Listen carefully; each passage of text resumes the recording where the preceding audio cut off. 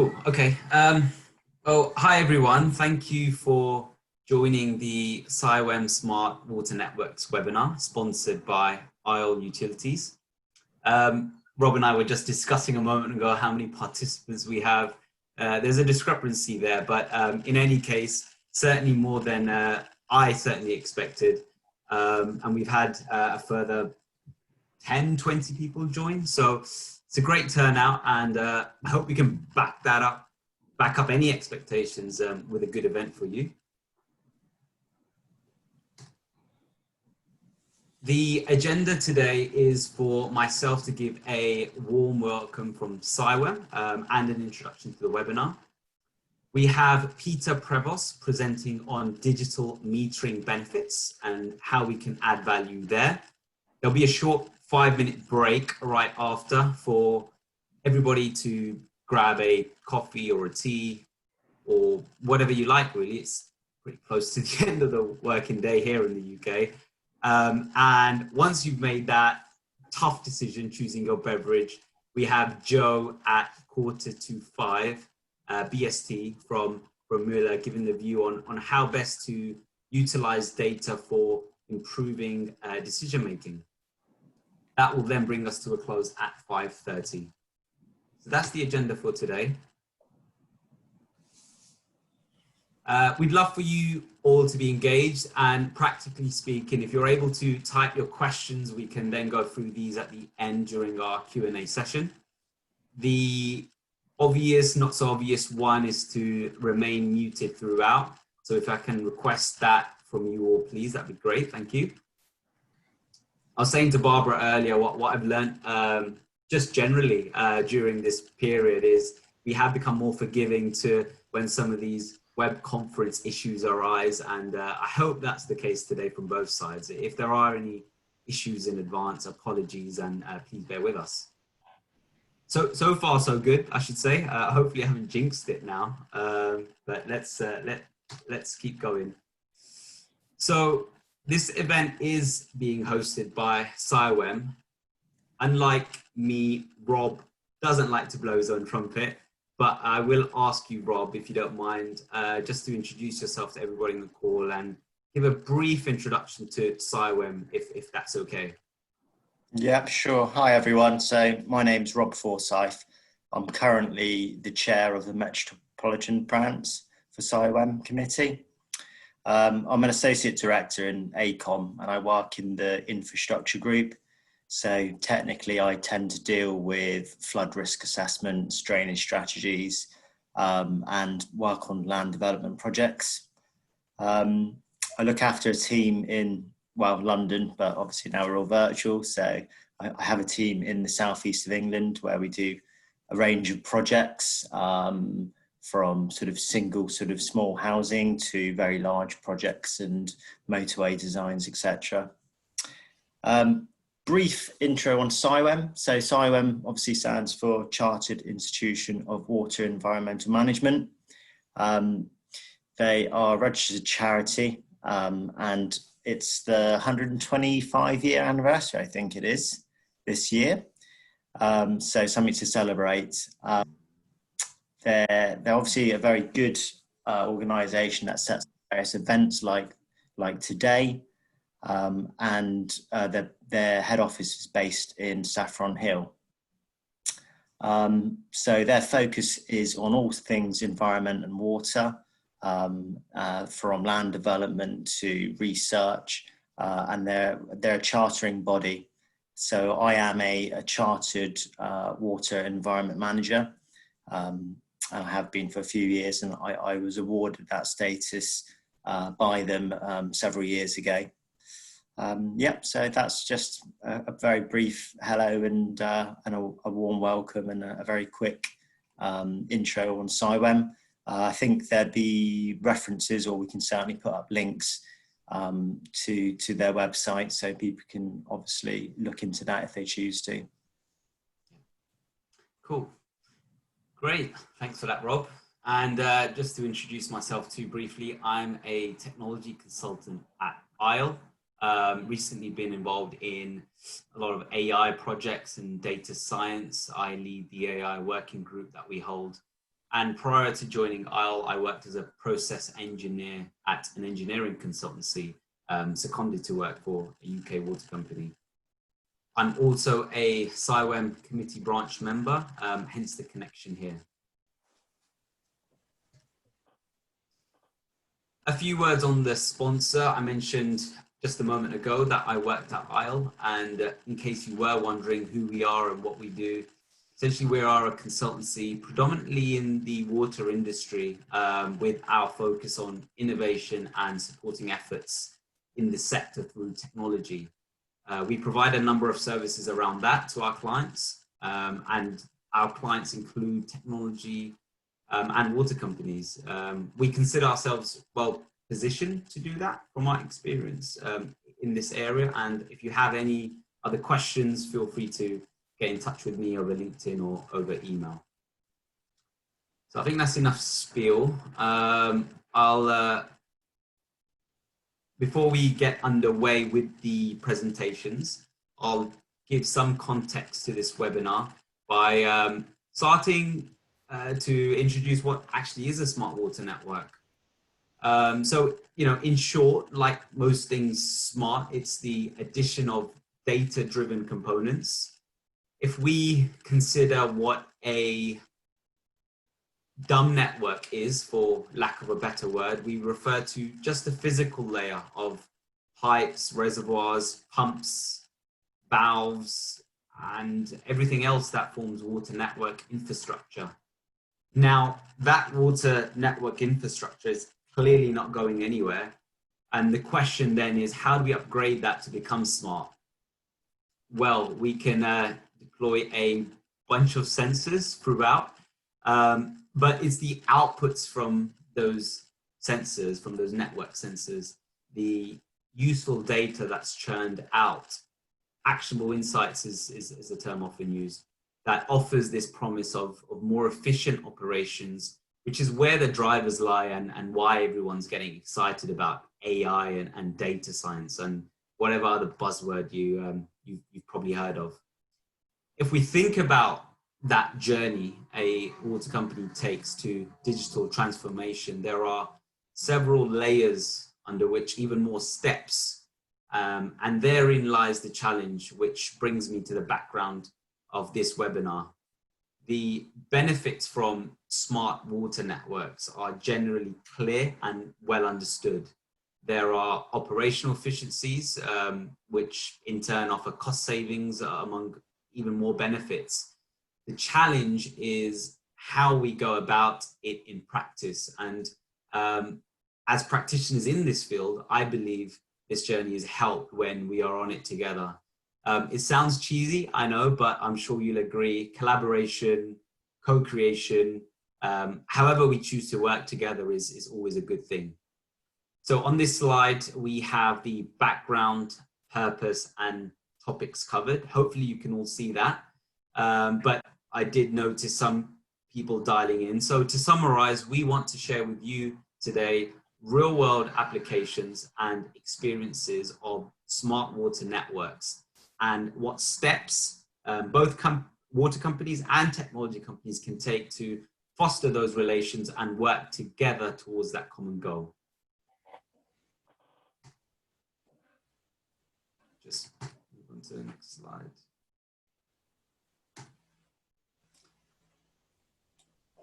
We've got a good lineup today with presentations from both sides of the fence, being water company and technology provider. Peter, or Dr. Peter Prevost, should I say, manages the data science function at Coliban Water. And we're all on this webinar to learn about that.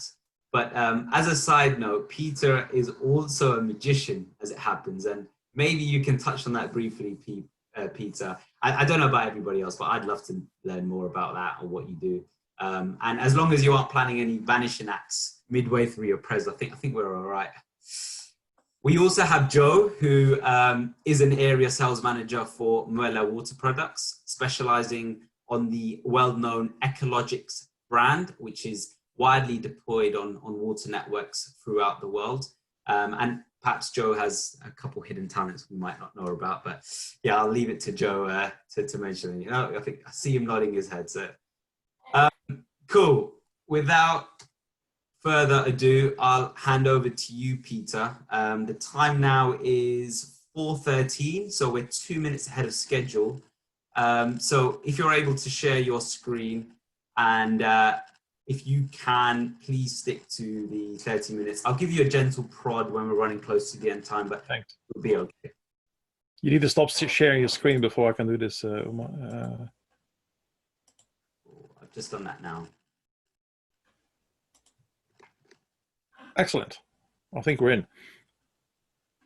Share. Good. I hope you're all with me. Please confirm that you can see my slide. Yeah, I'm Peter Prevost. I work for a water utility in regional Australia, about 150 kilometers north of Melbourne. So it's not a country size. We only have about 100,000 customers, which is medium-sized in Australia, probably small-sized in Europe. And a few years ago, we decided to deploy digital water metering for all our customers. And in this presentation, I want to show you a little bit about our journey, how we got there. So how we developed the business case and how we developed the project, and what some of the benefits are that we are working on, and some of the future benefits that we want to derive from this, because this is certainly a long-term investment. Excellent.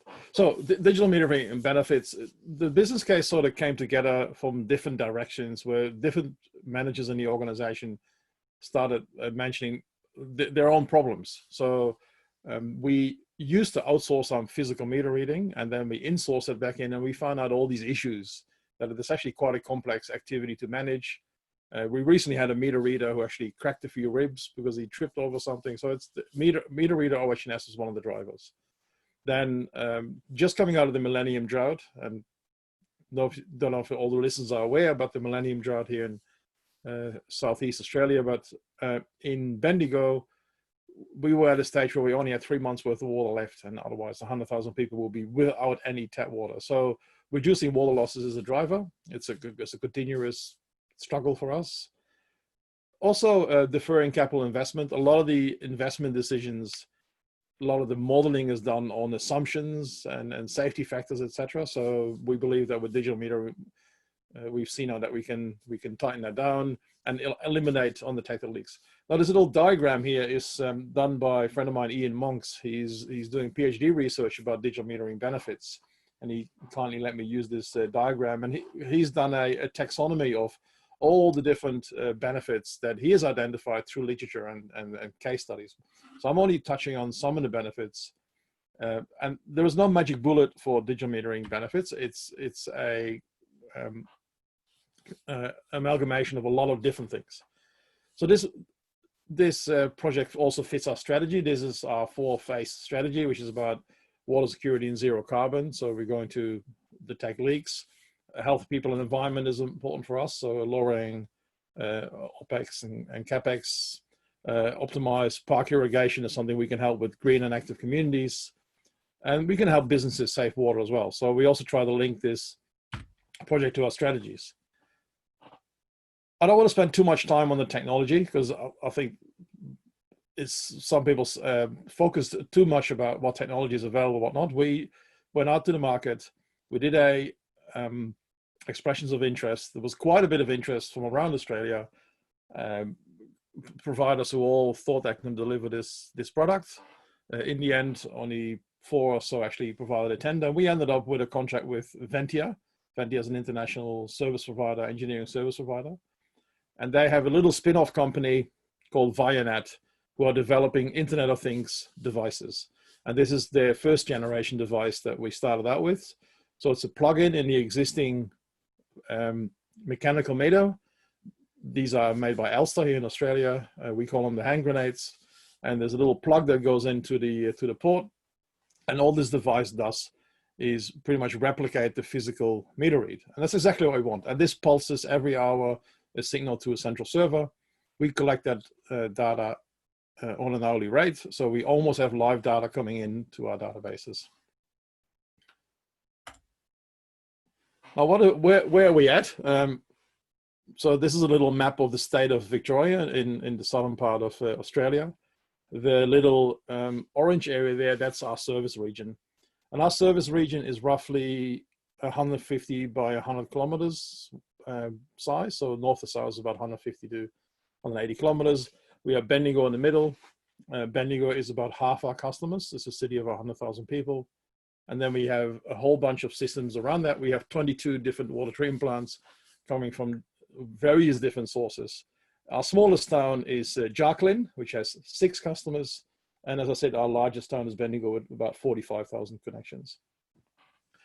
So this is a progress chart from a little while ago where we tracking the amount of meter install we do. We decided to first touch our small towns because that saves meter readers going out to drive. Because from here, a return trip to Kahuna is about 2.5 hours without doing anything in Kahuna. The interesting little blue wedges that are left over, the stuff that hasn't been done, these are all the locked gates and the meters we couldn't find that we still have to chase after, but that's a practical problem. But what was really important for us from the start is that every town we go to, we want to do some customer engagement. So we set out to, we have these regular meetings where we rock up in a town, we go to the local hall or sometimes the local pub, and we just kick the tires with the locals, invite them to talk to us about anything they want. And this is what we also did is, you see here on the picture, we have a model of the digital meter, so we can tell these people what it is that is happening, what we're actually putting onto their meter. And you also see the little plastic black cover here on the left, next to Stuart here on the design. That is actually a frost protector, because believe it or not, we do have issues with frozen meters here in Australia. I think at the moment it's about -1 here where I am at 1 o'clock in the morning. And so customer engagement was important, and the vast majority of customers are just totally neutral about it. They don't care either way. They were happy, whatever it is you do, it doesn't cost me any extra money, I'm happy. Some customers were extremely interested, and they asked us all sorts of technical questions. Most of those were retired engineers. But there's also a small group of people who have quite violent objections against this type of technology. Now, it's a very small group, but they are very vocal, and that's why I like to mention them here, because anyone who is doing these type of projects that involves the nasty word radiation might come across this. And you probably heard some of the crazy conspiracy theories now that are out that 5G apparently causes the COVID virus to spread. Now, there's also groups of people who believe that this technology will actually make them sick. And we have to deal with them. And this group actually formally objected against our project, and we had to deal with that. And the only thing we do is that we don't talk to these people about, we don't go into a discussion. There's no point going into the discussion. As far as I'm concerned, if they have a concern, then that concern is genuine, whether they are correct about the facts or not. If they believe the device will make them sick, it will at least make them anxious if we connect it to their property. So we have an opt-out procedure where people can decide not to have a meter. And so far, out of the 25,000 installs, we had maybe half a dozen people do that. And the only thing we do when somebody asks us about it, we point them to a website of an Australian government agency called ARPANSA. Something to do with radiation. I can't remember the acronym. And this is a quote from their website. So there's no established scientific evidence that low-level radio frequency electromagnetic emissions exposure from smart meters causes any health effects. But these are little concerns we had to deal with before we can do the project and during the project. Now, the technology is working really well. So this is a LoRaWAN solution. Ventia is installing their own network. And in most instances, we own the highest point in town, which is the water tower. So that's a perfect spot for an antenna. This is the town of Rochester with, I think, about 700 connections. It's a nice little country town, mainly dairy country. And what you see here is all the blue dots are the meters where we get high quality data. So in other words, we get more than 15 or 20 transmissions per day. And what we see here on the top right-hand side is a little black spot. where we have more red and orange than we would like to see. And that was actually caused by the positioning of the antenna on the tower. So we use this sort of these sort of maps to assess the effectiveness of the technology, and we constantly monitor this because we have a KPI with Ventia to ensure that we get a minimum amount of data. But that's all very good. Now we have the technology, we have all this data coming in, and what we did is we decided to build our own databases to house all that data and to analyze it. So we get an hourly feed through an FTP server from Ventia. We download that information, we process that information by linking it to our asset management system and also to our billing system, so we can identify which signal belongs to which customer. So what do we do with all this information? The first thing that is really interesting for us engineers is to look at the diurnal curve of a town. So for example, I think this is the town of Trentham. Basically, all we do is add up all the meters that are measured. So this is the cumulative amount of customer meters. Normally we have only data every 3 months, but now we have it every hour. So we can actually start drawing a curve of the actual water consumption, not the water we put into the network, but the actual consumption.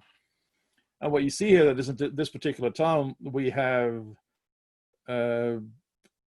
10,000 liters per hour, roughly going through at midnight. And these are small towns. There's no noticeable nightlife or anything like that. So the only sensible explanation for this is the large amount of that water is leakage in the network. And then we see the typical diurnal curve and the shaded area in the background. That is the minimum and the maximum amount.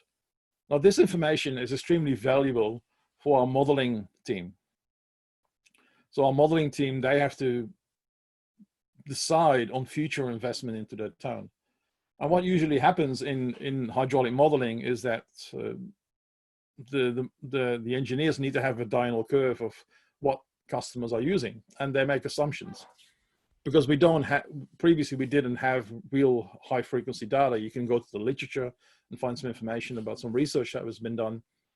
But what happens because of the uncertainty in that information, the engineers are almost forced to use a safety factor, and then somebody says, oh, we'll just add 20% because that makes us feel a little bit better.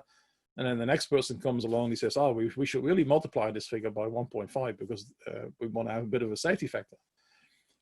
And what that means is that our investments, and probably every water utility in the world that hasn't got this type of data, are vastly overestimated because of this uncertainty. Now, what we can do with this technology, I can draw a diurnal curve of any individual customer or any group of customers.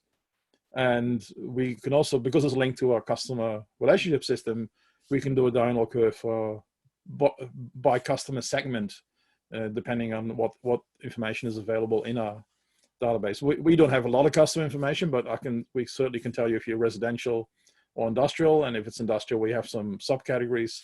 So we can now do a very fine-grained diurnal curve for our customer base, which allows the modelers to be more precise. And what we're working on with the modelers is to see how comfortable they are in pushing those safety factors down, which will reduce the amount of investment. In the end, we'll have to, because the Bendigo keeps growing, we have to make the investment. So it's not about canceling the investment, but it's about deferring it. So the level of growth that we anticipate might not happen in 2030, it might only happen in 2040 because we have better data. And that deferral of capital investment by itself pays for the whole digital metering project. That's the biggest win. The other thing that's really interesting now that we're able to do is look at non-revenue water on an hourly basis. So normally we would do a 3-monthly balance because we physically read customer meters every 3 months. And then you look at 3 months worth of data from the flow meter going into the network. And while that is very interesting, that's like looking at your bank account once every 3 months and then trying to figure out where your money went. It's not very interesting. You get some data out of it. So what we can do now, this is an hourly overview of the non-revenue water. So what we're seeing here, the top line here is the number of installs. It's not that relevant, but The top line is the amount of water that goes into the network. So what we see here, that over those roughly 10 days that this graph, or more, almost a month that this graph goes, we see there's almost a constant amount of water going into the network day by day. And all of a sudden we see this massive increase and it goes down again. So somebody's using water. And when we then look at the cumulative amount that the customers are using from the digital meters, we have a difference.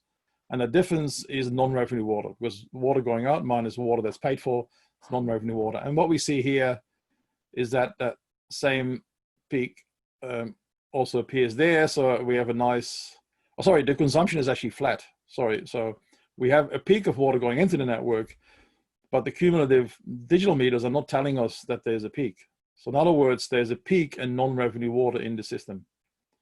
Now, unfortunately, this technology does not allow us to find exactly where this happens, but we do know that it happens. And given the state of the system, it's likely that there might be some unmetered supplies, because the system is quite old and not every service might be metered. Councils used to have unmetered supplies, or it could be people using the fire hose, we're not quite sure. We've got a question from Martin Osborne about why there was so much variation in the nighttime flow and the diurnal curve, customer site leakage. We haven't investigated that yet in detail. This is one of the things we need to do now with this data, is put in some subzones so we can triage that data a bit better. So thanks for the question. Okay, good. The next part we can do is start really drilling down into individual customers' consumption. And this is a customer dashboard that we developed, which is only available currently to us. So when a customer rings in, they can ask us about their consumption. And what we see here is a customer who had an enormous amount of water usage, early sort of August 2019. And this is a residential property with more than 4,000 liters per day. That's quite something. And what happened? The customer rang us because he received very high bills. And with this data, we'll be able to we were able to talk them through it. And what actually appeared is that the customer went on a holiday overseas, forgot to switch their sprinklers off, and the sprinklers were running for 3 months. After they rang us, they switched the sprinklers off, and you see the water consumption returning to normal. And so we were able to now have discussions with customers about their water consumption in a much more intelligent way. We have some customers in towns that haven't got digital meters yet, that had water issues. And what we do now is that we fast track them in the digital metering program, because we can start monitoring their consumption. This also tells us, so when we look at the diurnal curve here, we see that over that period, that the minimum flow was 50 liters per hour. So that's also indicative of a leak. We also have a little algorithm, very simple algorithm running in the background that finds potential leaks. And we started the program a little while ago where we started to connect with these customers and say, hey, our data actually indicates that you might have a leak. Nice little anecdote is that we were in the pub in Gunbower having some lunch when we were inspecting some of the installations. And we were having lunch and looking at the data, and we saw that the pub actually had a leak. So we sort of asked the publican a question, and he said, oh yeah, there's all this water in the basement. And I never really realized that this was a water leak. So we're now able to have really meaningful conversations with our customers about water consumption. So we got some stats here about comparing it with average consumption and comparing it with other people in this case in Trentham. Another little side effect is that we're also now able to identify water theft. This particular graph is a little case where a smart customer who probably knows a little bit about plumbing decided to install a bypass across their meter. Somebody happened to see that bypass, and now with the data we were actually able to pinpoint exactly when the thing was installed, and after we send the letter, you see here that the customer was so friendly to remove the bypass and started paying for their water again. So there's also a little bit of a big brother here where we can triage little issues. Now, I did mention the customer dashboard, and what I haven't spoken about yet, and usually digital metering presentations start with this, but I kept it for last on purpose. The idea that we would give customers an app and that they can then query their own water consumption. And frankly, the first question a board member asked me when I presented this some years ago was, when can I get my app to see my water consumption? And my response was that this will be the last thing we provide, because a lot of research shows that customers are not really that interested in this sort of information. I have a digital meter on my property. I've looked at it only once or twice, and that was only to work out a little dispute between me and my wife on who uses most water. But otherwise, it just sits there and it just does its job. So our aim is now, we recently have a new billing system where we can push this data across, is to provide customers with daily data, and that's fine if they're interested in that. But what I'm interested in is providing customers with actual real information. So push information that we can send it, if they have the app, we can send a notification that, hey, we think you have a leak. Or we know about their water consumption. We can tell them, yesterday you used twice the amount of water you normally use. Please check your plumbing. I know in some contexts that I have in the Netherlands, they were doing some gamification with the data.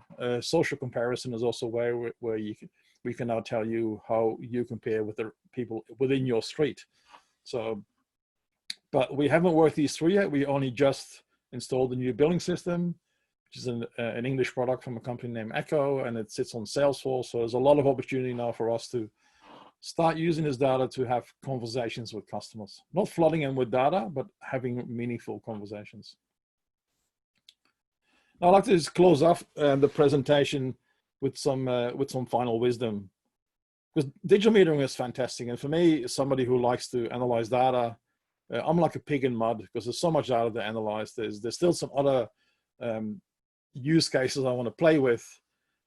But the trick about digital metering and with anything in smart water networks is that you need to do something with the information. So we're spending several $1 million in getting the information.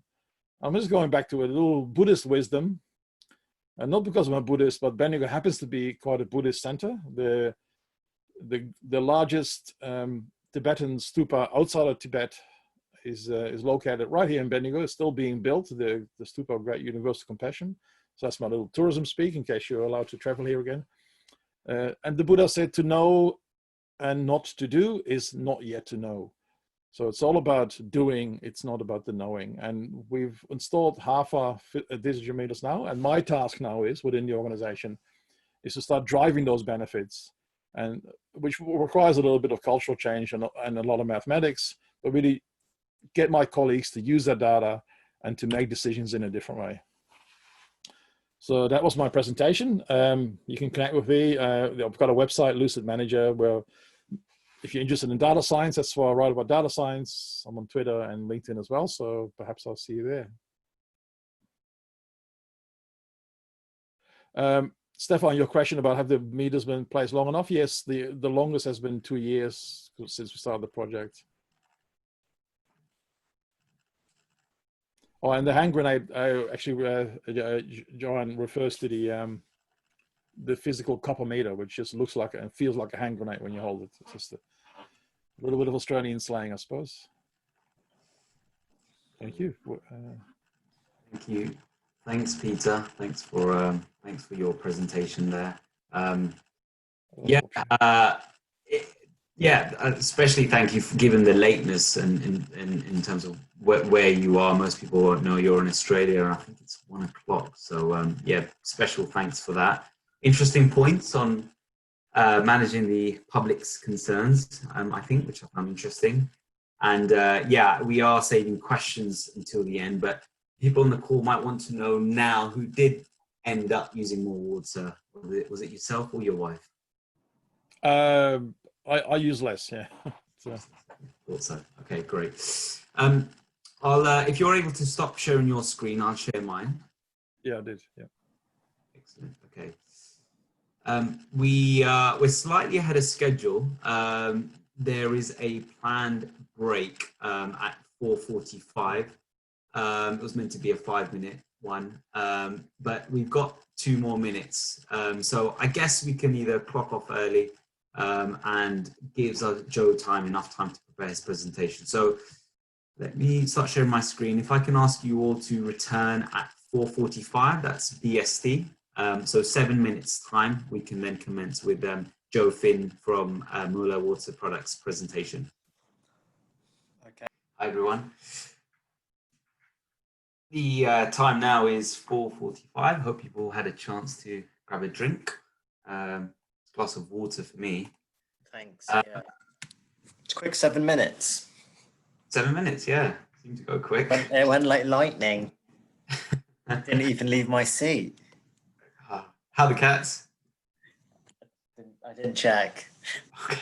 My power cord because my laptop ran out of power. And that's it. Yeah, it takes longer than you think. Great. So I'll share my screen now. Can you confirm you can see that, Rob? Just for everyone else. Yeah, cool. Right, I can see that. Joe, if you're on the call now, you've got your drink. We can hand over to you for your presentation. Okay. Share mine. Yeah.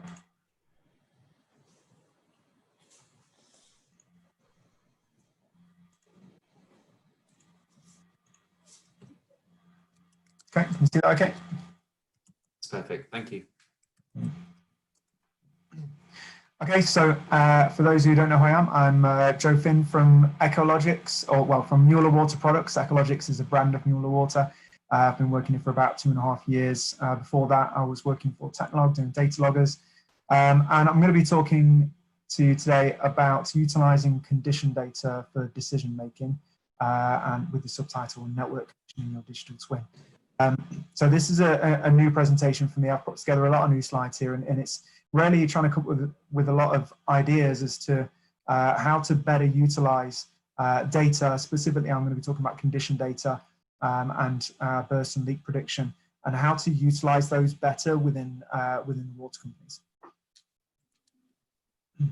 So this is the 10 big challenges for the water sector over the next 10 years, as seen by the EUR EAU, European Federation of National Water Associations of Water Services. It's kind of a mouthful, but so what I just wanted to point out here is just to give a bit of context as to the issues that we're facing in the water sector, and the amount of these which actually relate to the deterioration of our base assets. The pipes that we have in the ground are extremely important. They are what convey water to our customers. They are generally the biggest spend of any water company is replacing water mains. So they're extremely important to providing that water to your customers.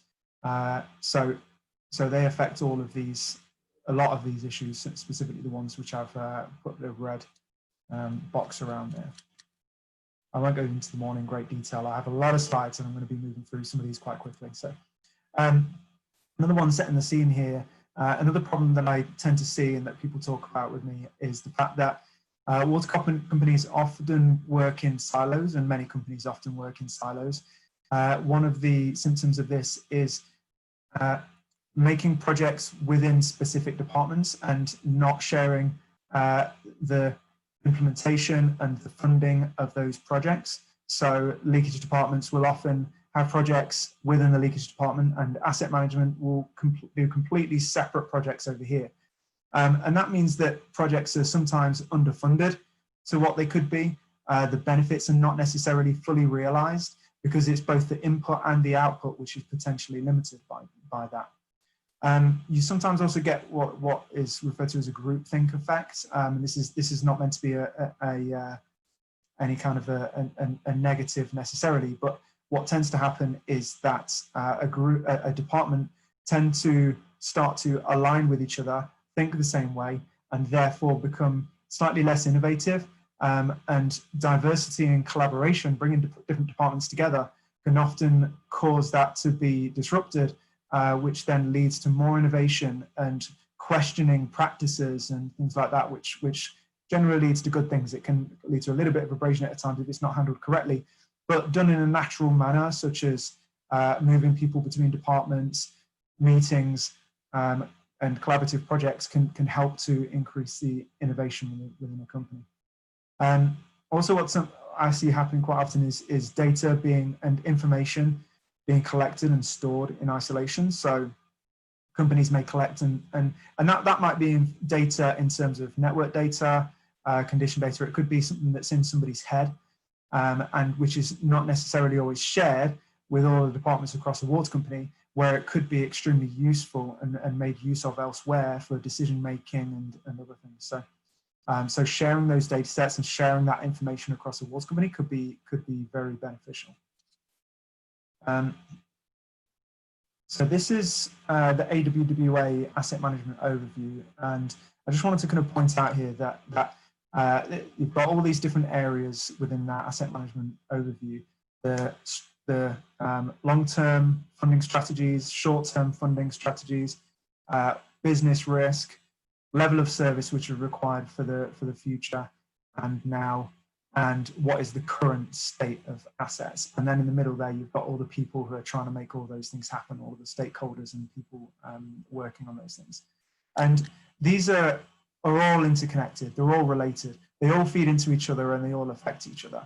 So really, you know, if you're holding information within one of those areas, you're potentially restricting one of those other areas from making the best decisions and from being able to work to the full capacity and to be able to achieve as much. So, and again, there in terms of asset management, I'm talking about deteriorating mains and asset management here, and that's usually the largest spend for water companies is replacing pipes.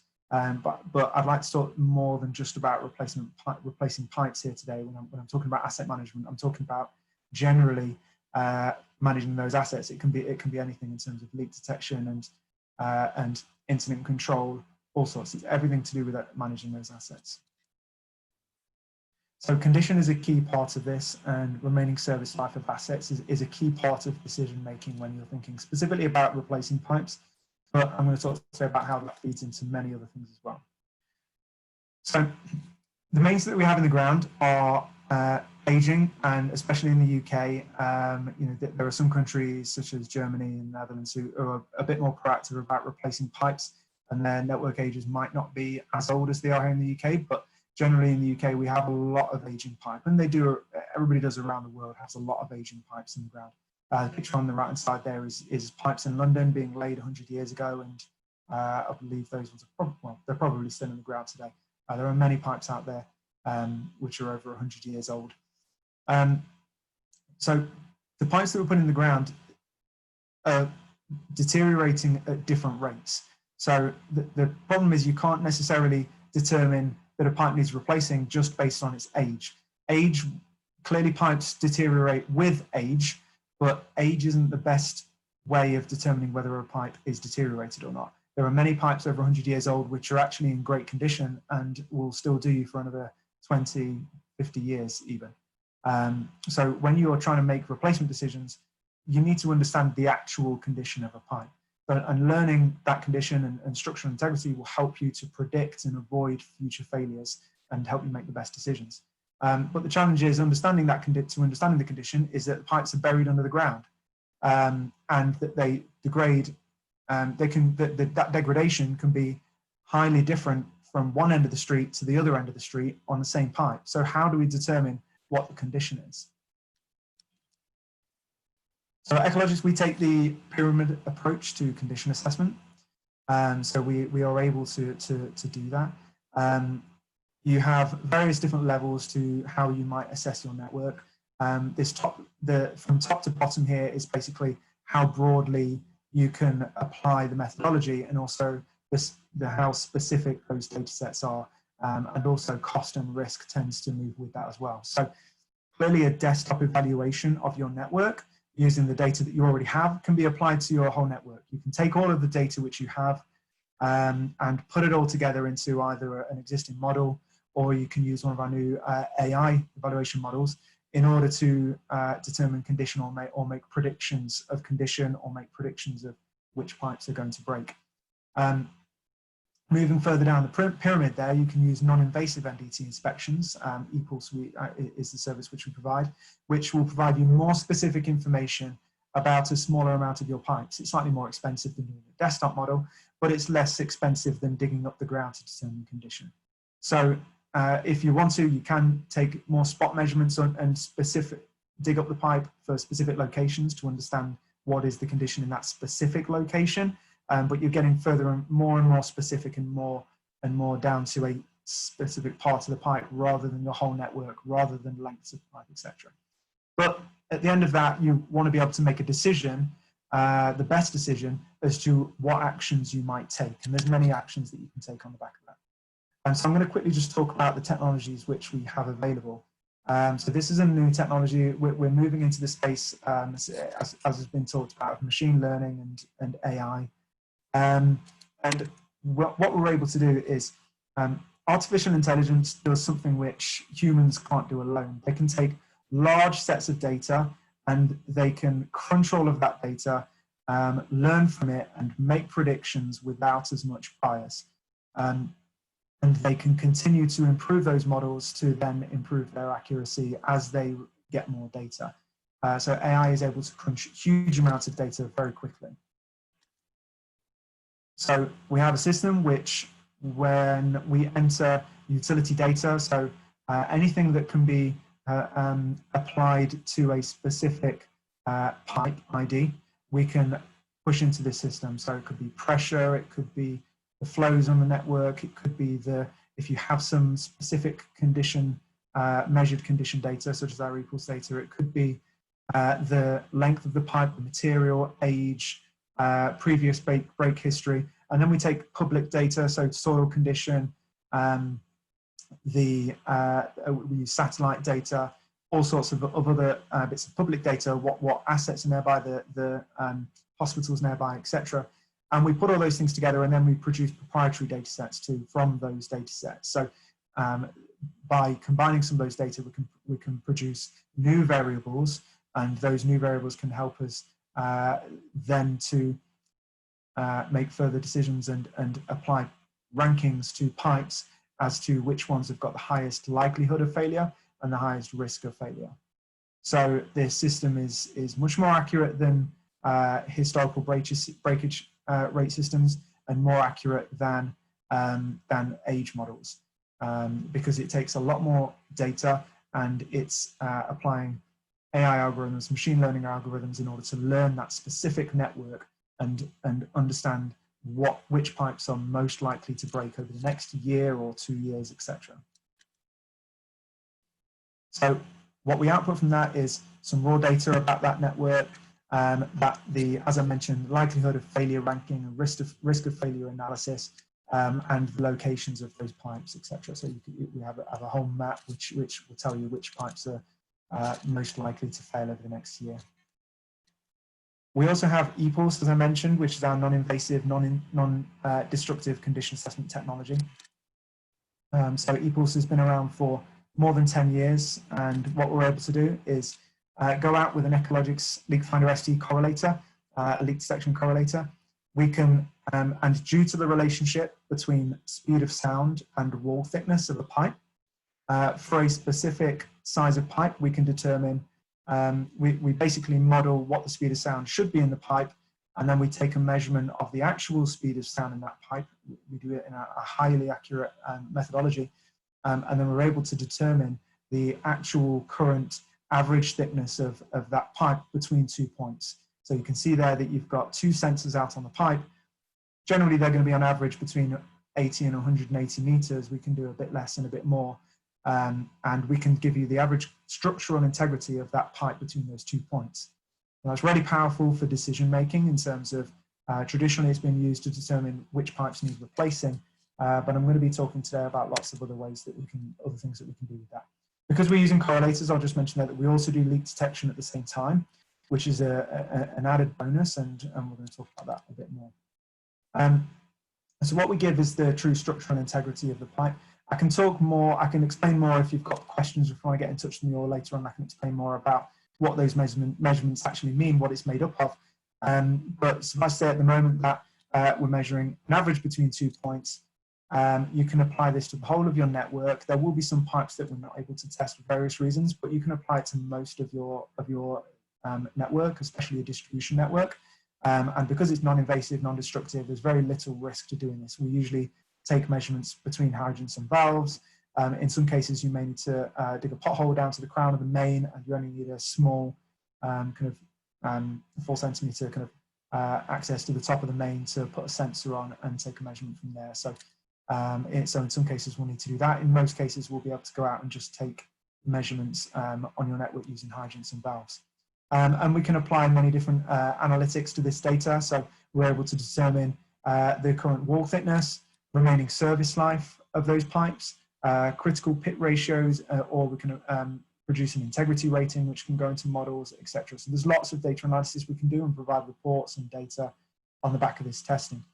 The images down the bottom right there are just showing the fact that pipes vary in condition circumferentially and also longitudinally along the pipe, which means that basically when you're talking about spot measurements, that only applies really to a very small section, that bit of the pipe that you're testing, but we're taking an average between 2 points. However, we can use spot measurements in order to help us calibrate our data because it can help us to understand the type of degradation which is occurring, which could affect our results. So this is a typical example of a table which we might provide with remaining service life. So we're able to provide the thickness, the nominal. If we know the nominal thickness, then we can look at how that's changed over time, and therefore we can determine with other operating parameters such as pressure and the loading on the pipe, etc. We can determine the remaining service life for the future of that pipe. So how do we utilize all of this data? This is the bit I've been trying to get to because I've done presentations. People might have seen presentations on on all of that before in terms of what we can do. What I'd like to talk about is how then you actually take that information, take this methodology and use it in your business. So digital twins are something which is a growing area of interest. Obviously, models have been around for a long time. Walls companies have used models for many, many years, and I've actually been using AI for many years. But there's a next level to which this is going to, and the ability to process massive amounts of data now means that if we push this kind of condition data in, this can be combined with lots of other data sets in order to boost the effectiveness of those live models and digital twins, which means that you can run scenarios on your network using the actual condition of pipes in order to determine what might happen if you make a change. You can predict what might happen in the future, either if you go as you currently are or if you do something differently. So it can help you to understand the short and long-term risks on your network right now, and if you do something differently. So if you change if you decide to replace pipes, or if you decide to close a valve here or there, then you can understand what the risk of that action might be. Operational, realize that I've got animations which haven't shown up. So, what the operational requirements might be on your network for people and resources. So if you know that you're going to have if you're very likely to have more leaks and bursts in a particular area, could you make sure that you have the right repair kit, the right people in that area to be able to respond to that? Do you have enough people in the future to respond? Are you doing enough pipe replacement? How much should you do? How much investment are you going to need to be able to undertake these actions? And the environmental impact that you might have is, are you able to predict that a burst or a leak is going to happen in a location which is going to impact the environment significantly? So all of these are able to be fed by condition data. So we have a large project in PUB in Singapore. A lot of people will know that PUB is world renowned for the high level of service. So I'm going to, as I go through this, I'm going to give you some case studies as I go through rather than kind of saving them to the end. I'm going to talk about some of the projects that we've actually done. So PUB wanted to basically understand the condition of their cast iron mains, because they saw that they were a risk to them. They have a lot of new mains. Their age of pipe is generally very young. They have a lot of steel mains, a lot of plastic, but they wanted to understand what is the risk on their cast iron mains. They plan to reduce them, to replace them over a 50-year period anyway, but they wanted to know in which order should they replace those pipes based on the risk on those pipes. So what we did was we went out and condition assessed 80 kilometers initially, and we've done some more since, of those cast iron pipes. And we, working with Suez, we extrapolated that out to the rest of the network in order to help them understand what is both the wall thickness of those pipes, but also the remaining service lives of those pipes, so that they could make the best decisions about them. And what some of those, that information on the graph is telling you is that some of the pipes which had a higher thickness loss may be at less risk than the pipes with a lesser thickness loss. And that's where operational context comes in. So that's where we can put data together, such as the current thickness of the pipe and the operating pressure, and to determine how likely is that actually to fail. And by using this project, they're expecting to have saved a massive amount of money by doing this. I won't put any numbers on here, but the predictions for the savings that they're making that they've told us are quite staggering, really. So utilizing data in asset management. So for the next kind of few sections here, I'm going to use the IWA NRW 4 pillars here to real losses, to reducing real losses, just as a bit of a framework to talk about some of the different areas that we can utilize this data. So pipeline asset management is kind of the obvious one for us, because it's generally what we've historically been using condition assessment data for, is to make decisions about pipe replacement. But different water companies make pipe replacement decisions based on different factors, and they do it using different methods. So some companies will go out and replace whole DMAs, and some companies will try and take a targeted approach to that. Some companies may wait for a leak or a burst and then decide to replace that whole street, or just replace that small section. If you have a leak or a burst, do you just replace that bit, or do you need to go further than that and replace the whole street, or more even? So on this, there's a study which is in an UCRI report, which refers to the UCRI report refers to a study which whereby they were trying to determine how much of a DMA you would need to replace in order to reduce leakage rates. And what they found was that in order to reduce leakage rates significantly, you'd need to replace up to 80% of the DMA, unless that replacement was targeted. So what they're basically saying is that even with the information that you have, just replacing pipes based on leakage rate is almost kind of random, really. So you need to take a more targeted approach, and understanding the condition of the pipe will help you take a more targeted approach to that. And of course, you also need to manage those replacements effectively as well. So in terms of asset management and pipe replacement here, understanding the condition of a pipe can help you make a decision between whether you want to replace the pipe or whether you want to defer that action and do something different. There are many different actions that you could take to replacing a pipe, all of them cheaper and lower risk, but not necessarily more effective. So, and the decision as to whether to do that or not, and which action to take or not, can depend on many things, but condition can help you to make that decision, not just whether to replace or defer, but also which action might be most applicable. And here's an example of that. So if you were to decide to rehabilitate a pipe and apply lining to that pipe, the type of method that you might apply should really depend on the thickness, the remaining thickness of that pipe. So if you try to apply lining to a pipe which is a really low wall thickness, then the lining might not actually adhere to the pipe correctly. So by doing that, you may actually not have increased the service life of the pipe. And also, is it really worth going out and doing it really expensive structural lining to a pipe which has a really low remaining service life, and whereby you're only extending that life by a small amount? So understanding the current condition, understanding the thickness of the pipe and the wall condition of that pipe will help you to understand the decision as to what kind of technology you might use to rehabilitate that pipe. So we do have an example of that in New Jersey American Water. They were finding that, exactly what I've just said, that basically that they had a program to go and line pipes with structural liner. And what they were finding was that they were often going out and applying this structural liner, but then soon after, those pipes were just leaking again. And it's because the pipes that they were applying it to were not in good enough condition to actually have their service life increased. So what they did was we went out and condition assessed those pipes, and we were able to tell them which class of structural liner from that, or they were able to make a decision on which structural liner to use based on the condition, based on the remaining service life of that pipe. And they found that to be much more effective. Pressure management. So when we go out and pressure manage pipes, you can go and reduce the pressures, and that's an extremely effective method of reducing leakage and extending the asset life.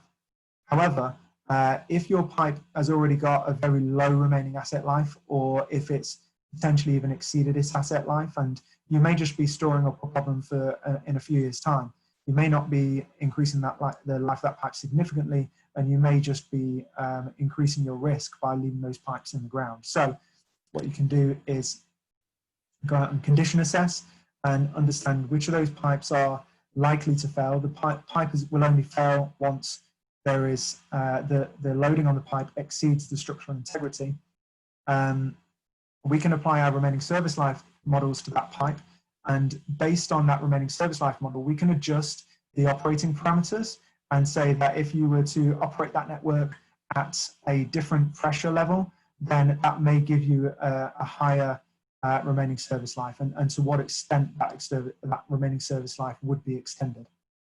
And that will help to understand what level of investment you might actually put into the pipe for pressure management, what levels of pressure you might actually put in that network. Are you able to reduce it significantly enough to actually increase the remaining service life enough?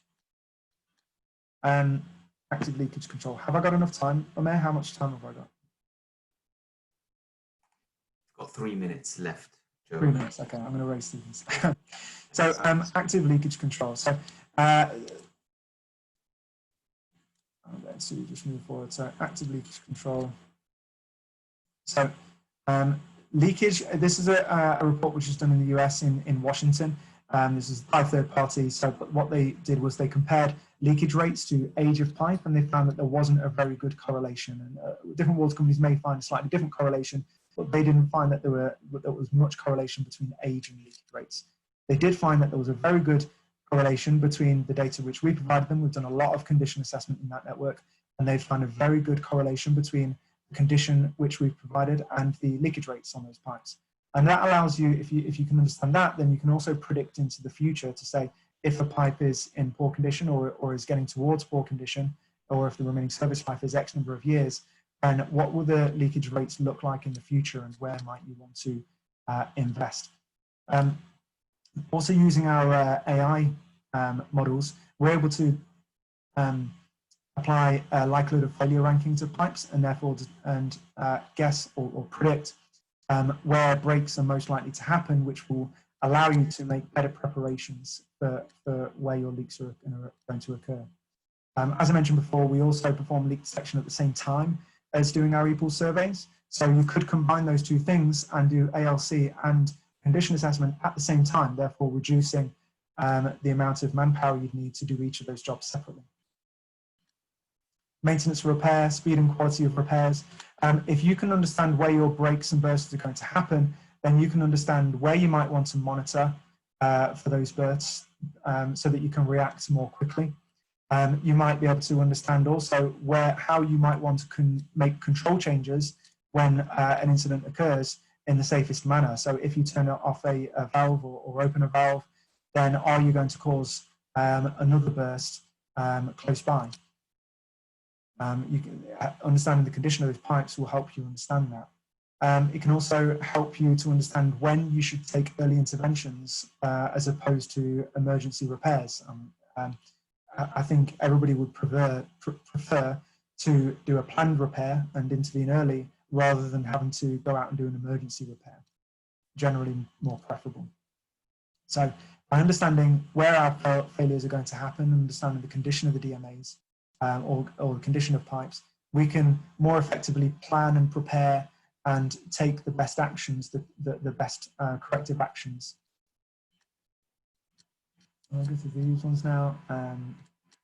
So the company who I've seen who have put this all together the most so far is SES Water, who we're working with. They have set out to condition assess their whole water network using ePulse. And we have been, for the last year, we've been going out and assessing each one of 30 DMAs to begin with, and we're now going to carry on forward and assess the rest of their network. And they're using this data along with other parameters on the network in order to make the best decisions. And that decision-making process is completely open. They're using all the information that they can gather in order to make the best decisions about their network, what they might want to replace, where they might want to make improvements on their network, etc. So I'm just going to speed through to the end here. They've seen some amazing results there, but run out of time, so I'll leave it on this one here just as a summary of what condition assessment data can help with. Sorry about to rush that a little bit, but I was trying to convey quite a lot of information and in a short amount of time. So yeah, that's okay. Thanks, Joe. And yeah, there'll be an opportunity for you to respond to any questions where you can cover more of those areas if suitable in the next few minutes. Right off the bat, I think it's worth highlighting one of your earlier slides where from 10 of the biggest water industry challenges you listed, more than half are related to the topic today, which I found impressive. And I think it raises the point that whether our work is water network related or not, it's good to have a wider view on water industry challenges. And from our experience at Alex, it's where we see most advances in AI and digital innovations taking off. I like how you broke down the asset management complexity. That was useful for me to learn, and the vast number of considerations extending to different stakeholders. That certainly struck me, and how we can overcome some of those challenges by working together and breaking down those silos. So thank you for that presentation, Joe. Thanks for taking the time out to run through that with us. If you're able to stop sharing screen, which you may have already done, jump back onto mine.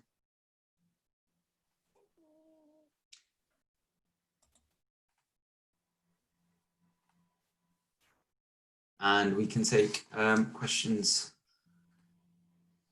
So I'll run through the Q&A list that we have in order. So Martin asked his question early on regarding variation in nighttime flow.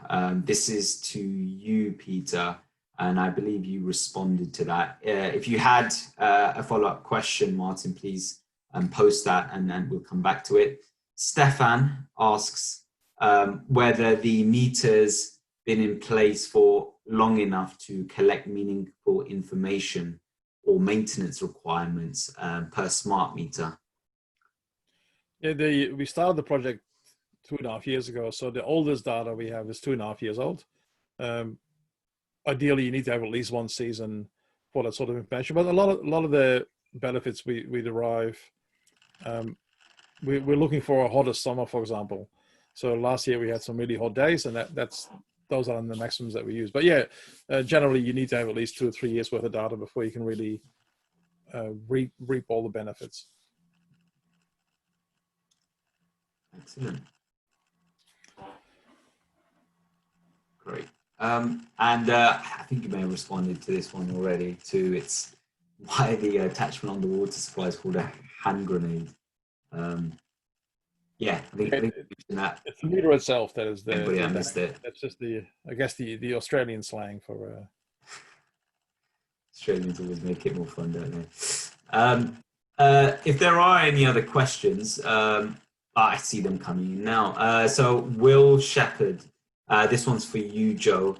Will asks whether the condition assessment techniques discussed are applicable for all pipe materials? So for the machine learning, that can be applied to wall materials because it's taking the data that you already have, which can be on any material at all, and trying to make predictions off that data. It is applicable to anything. It's looking at trends and looking at predictions based on those trends, among other things. So the ePulse condition assessment methodology, where we're condition assessing specific pipes, that's applicable to cast iron, AC, ductile iron, and we can do small diameter steel, so anything below 15 inches in general. So we can't currently condition assess plastic using that method because it doesn't degrade in the same way. The wall thickness isn't necessarily, well, plastic doesn't necessarily lose wall thickness in the way that it degrades. So currently we can't test that, although we'd like to do it in the future. And is that for any size pipe, extends to larger trunk mains?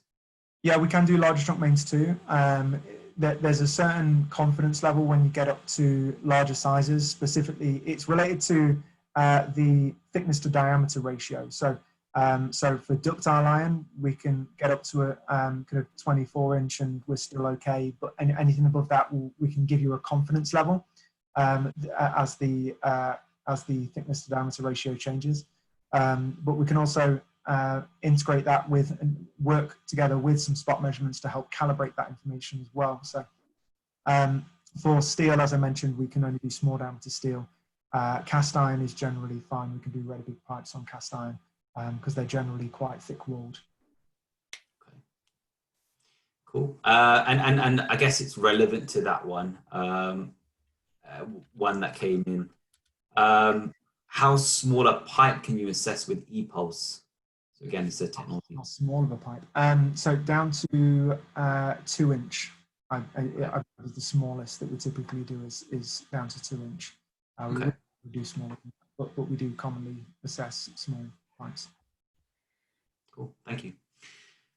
George also asks, in the PUB study reference, how RSL was assessed?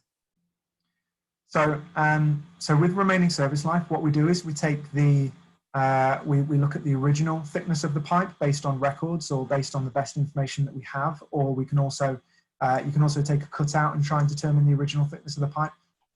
We take the current thickness of the pipe, and there's kind of an easy glide path into the future from then to now. But it's not actually that simple. So we have models to look at how pipes deteriorate. Different materials deteriorate in different ways. AC through the leaching of calcium, and cast iron degrades through pitting and graphitization, etc. So we have models to determine how they are deteriorating, and we can use the original plus the thickness now to help us determine the future thickness of that pipe. We then bring in information about the network operating parameters. So the loading on the pipe is the biggest one there. So that's the internal loading from the pressure of the water and the potential transient pressure in the water there. So what the max pressure might be. And then also the how many customers are on those pipes. And we look at the risk of those pipes as well. So we take into account, and anything that might be over those pipes too. So look at whether there's a road going over the top of it, train lines, buildings, etc. They all contribute to how likely that pipe is to fail. And so taking all those things together, we bring those into our model and determine what the remaining service life is based on those factors. Cool. Okay, thank you. We have one more open question remaining. This one's from Joanne Bergen, or Bergen. Apologies if I got that wrong.